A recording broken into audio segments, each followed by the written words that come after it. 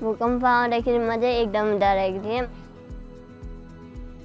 मलाई के भएको अब पहिलोचोटि भएको केही पनि थाहा थिएन अनि आफू पनि न केही हुने हो कि अब पढ्न पो नपाउने हो केही गर्न नपाउने पो हो कि भनेर एकदम डर लागिरहेको थियो।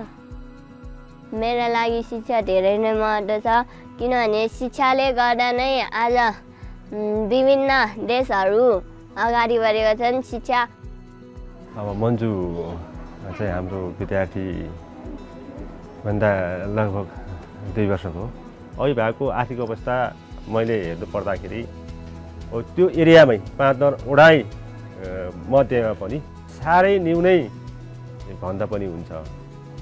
यो साल भुइँचो लाग्यो अनि त्यहाँ भुइँचो लागेपछि अब काम खोज्नु कहाँ जाउँ? यो त अहिले यो प्लान नेपालले काम दिएर काम गर्यो हजुर। त्यहाँ पुल थापेको छ, पुल होइन कि सागो स्कुल जाने बुढाहरूलाई सुविस्ता होस् भनेर अब त्यो घर बनाउनु पर्यो। अनि फेरि मेरो मन्जु छोरी पढ्नुलाई खर्च पेल्नुपर्छ, के गर्नु? आधी खर्च गर्छु, आधी घर गृहमा आफ्नो घरमा खर्च गर्छु। छोरीले पढेर के पाउँछ र भन्दो रहेछ। अब आफ्नो चाहिँ छोरछोरी अलिक कुनबाट चाहिँ अलिक भविष्य उत्रिन्छ यो छोरछोरी भन्ने दिमाग लिएर अब सुरुमा त समस्या आए नै।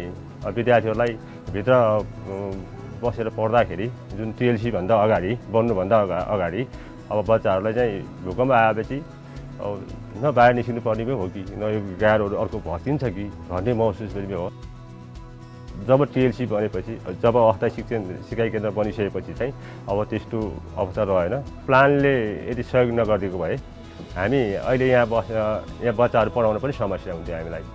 अब स्कुलमा डर हुँदैन भन्ने कुरा मैले अनुमान गरेर अनि उनीहरू चाहिँ स्कुल आउनु उत्सुकता भयो।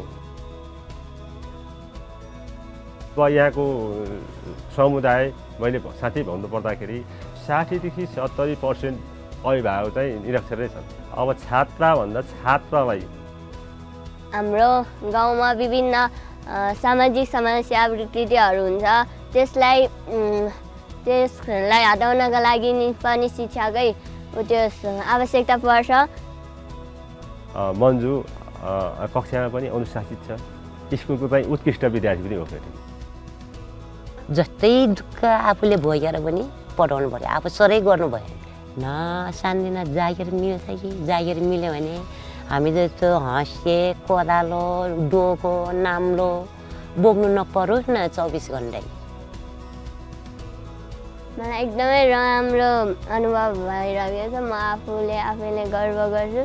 मेरो भविष्य अझ राम्रो होस् भनेर म आफ्नो स्कुल कहिल्यै छोड्न चाहन्न। म भविष्यमा पत्रकार भन्न चाहन्छु। अझ यसलाई राम्रो होस्, मेरो पढाइलाई अझ राम्रो होस्, फलानाको छोरीले यस्तो गर्यो उस्तो गर्यो भन्नुहोस् भन्ने जस्तो चाहन्छु।